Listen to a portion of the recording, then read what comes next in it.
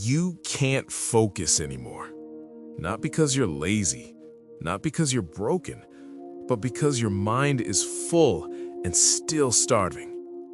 You open your phone without thinking. You check something you don't even care about. You close it.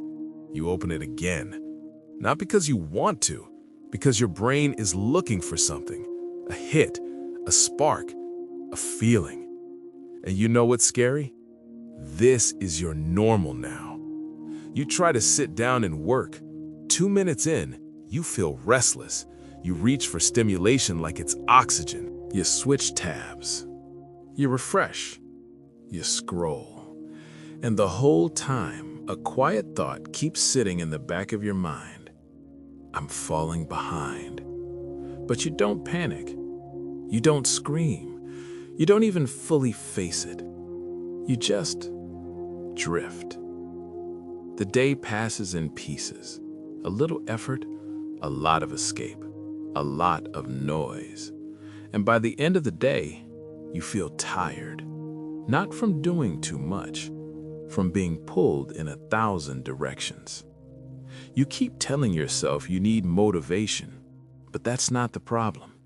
The problem is that your attention has been trained to run away the moment life gets quiet. And most people don't realize this until something breaks. Your goals start to feel heavy. Your habits feel impossible. Your life feels strangely boring. Not because your life is boring, because your brain has been conditioned to need constant stimulation just to feel alive. So when real life shows up, simple, slow, quiet, you feel nothing. And that emptiness scares you, so you reach for your phone again. That's the loop. And it doesn't ruin your life dramatically. It ruins it quietly. Because you start living in a constant state of almost. Almost starting, almost focused, almost disciplined, almost becoming who you said you'd be. And the longer you live there, the harder it becomes to believe yourself, because you can feel the gap between who you are and who you keep imagining. Now listen, this isn't your fault. You didn't choose to live in the loudest era in history. You didn't design the apps. You didn't create the algorithms. You didn't decide that everything should compete for your eyes every second. But you are paying the cost. And the cost is your future. Because attention isn't just focus. Attention is life. What you pay attention to becomes what you become. Your thoughts follow your attention. Your actions follow your thoughts. Your identity follows your actions. So when your attention is scattered, your life becomes scattered. You start things and never finish. You chase feelings instead of progress.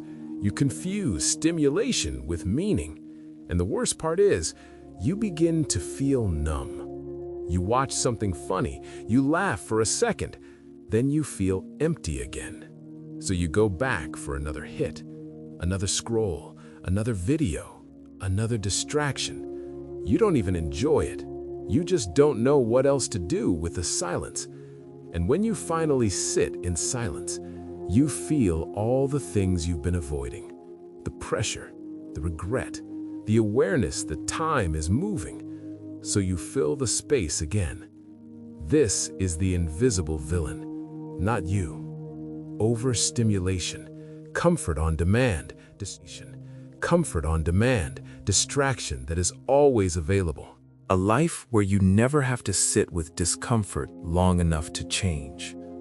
And that's why so many people feel stuck. They are never alone with themselves long enough to become someone new. They're constantly consuming opinions, consuming entertainment, consuming noise, but not creating, not building, not moving.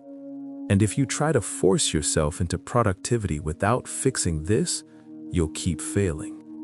Because your brain has been trained to crave easy stimulation, so anything meaningful will feel hard.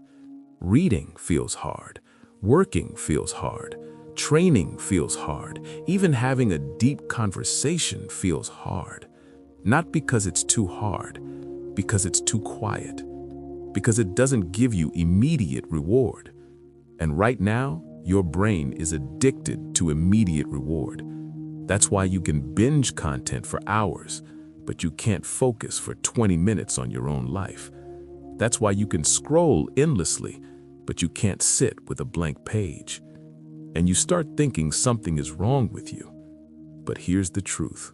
Your brain is doing exactly what it was trained to do. Chase the easiest reward. Avoid discomfort. Repeat. And this is where everything changes. Because you don't need a better schedule. You need a deeper understanding of what you've been sacrificing. You have been trading your attention for comfort. And comfort always has a price. It feels good now. It cost you later. It cost you your goals. It cost you your confidence. It cost you your ability to feel depth. Because real depth requires boredom. Real progress requires boredom. The kind of boredom where nothing happens for a while and you keep going anyway. That's where most people quit. Not because the work is impossible, because the work is quiet. No likes, no instant feedback, no dopamine hit. Just you. And that's uncomfortable. So you escape. Now, imagine something. Imagine you wake up tomorrow and you can actually focus. Not forever, just long enough to build something real. Long enough to finish what you start. Long enough to sit in silence without needing to run. That version of you isn't more talented. That version of you isn't more motivated. That version of you has something else. Control. Not control over the world. Control over attention. And attention control is power. Because if you can control what your mind stays on, you can control what your life becomes. This is why the most successful people look calm. It's not because they don't struggle. It's because they aren't constantly fighting themselves.